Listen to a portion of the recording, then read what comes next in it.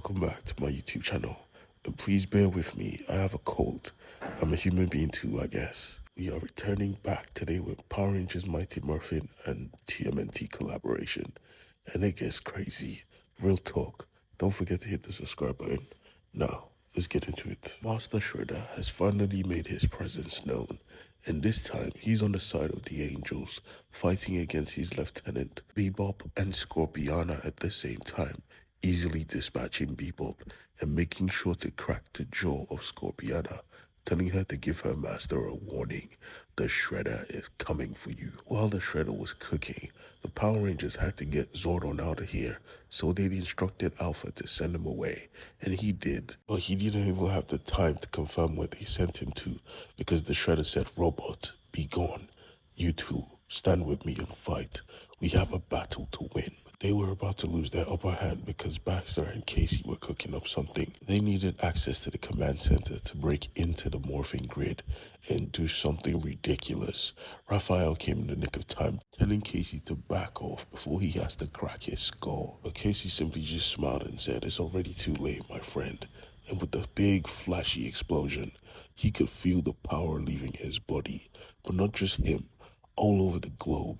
Every single Power Ranger connected to the morphing grid lost access to their abilities. They were sitting ducks in the middle of a war, and the Shredder had to fight along with two tiny teenagers. They could fight, but not strong enough to take down freaking Bebop. Realizing they had to leave this place because really, Rita was going to have their heads, and she was aiming for it, commanding her troops to open fire. The Rangers and the Turtles had to take off. They ran like cowards, but they weren't cowards. They just didn't want to die. And this amused Rita Repulsa to no end. Finally, her number one up, running and screaming in fear. Going back to the Rangers headquarters, she entered in triumph. She had won. And with the help of Casey, all this was possible. Looking to Casey, she asked him again, "What will your friends do next?" And he told her everything, all their strategies, exactly what they were going to do. Even Krang was surprised. He wasn't used to success, and this was success. But Casey had to know, why Earth? Rita, you come from space, and Krang, you come from another dimension. You have infinite worlds to conquer. So why Earth? At that moment, they both paused, and they replied, "Nothing. Absolutely no reason. It's just a thing of pride, because you guys were so needlessly defiant. We believe we can rule this world better than you. So stand with us or perish." Casey had no choice. But the Turtles, yeah, they weren't the type of lot to give up. They were making plans. They wanted to go back and just connect the power grid together, but the Shredder let them know that would never be possible. This was my plan to begin with. That was it for Leo, because he wanted to take the Shredder's head off right here, right now, with the Shredder saying, "You dare point a blade at your savior." It was hard to believe, but the Shredder really did come through and save all of them. Tommy and Jason vouched for him, but Leo didn't give a damn. He knew what the Shredder was capable of, and he knew all this was a front. And the Shredder made it clear, "I'm not here because I like you. Nah, I'm here for revenge. I'm here to kill the people who destroyed my plans and took it from me. This world belongs to the Shredder, and nobody, not even an alien, can take that from me." So yes, for now, Shredder was good. 3 days later, though, we see the Earth has low-key been conquered, with every day more troops coming in through the portals, with Slash leading a squad of rockmen to track down survivors and imprison them. He was good at his job. But the thing is, April was used to this kind of thing. She was used to hiding in corners, reporting back to the Turtles, letting them know it's pandemonium out here. Every day more army members come. Rita is planning a full-on assault on all the governments of the world.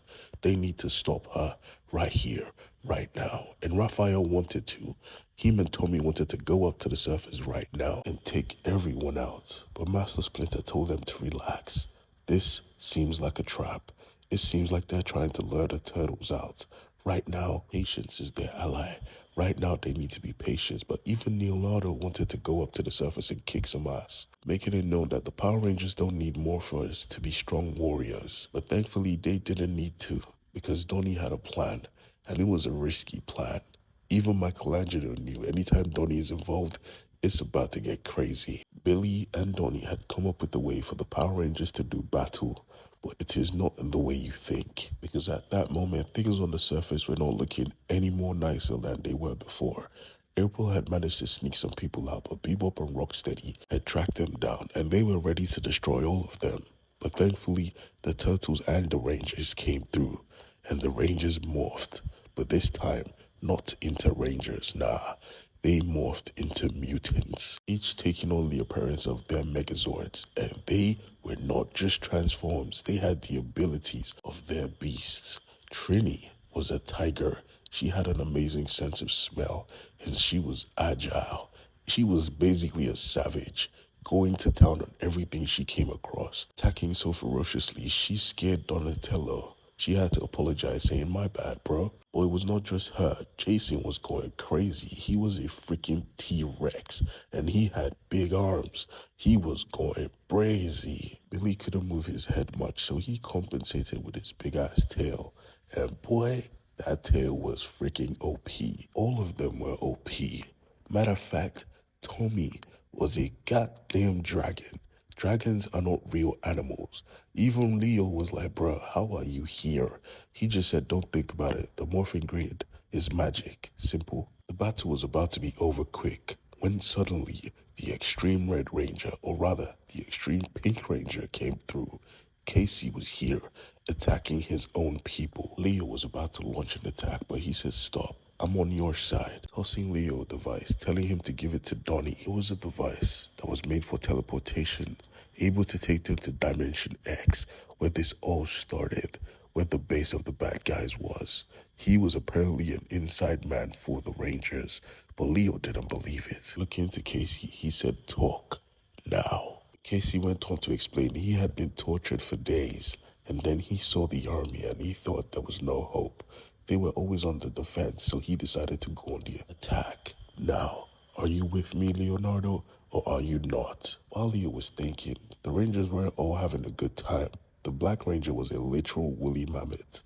He had tusks he had to avoid while punching. Raphael saw this and was pissed off, asking the Pink Ranger to provide air support, but she couldn't fly. Rather, she couldn't fly yet. This was annoying. She explained that she just became a mutant 2 minutes ago. Let her breathe. She wasn't watching her back. Thankfully, Master Splinter was with them, and he told his son to leave. "Go do what you have to do.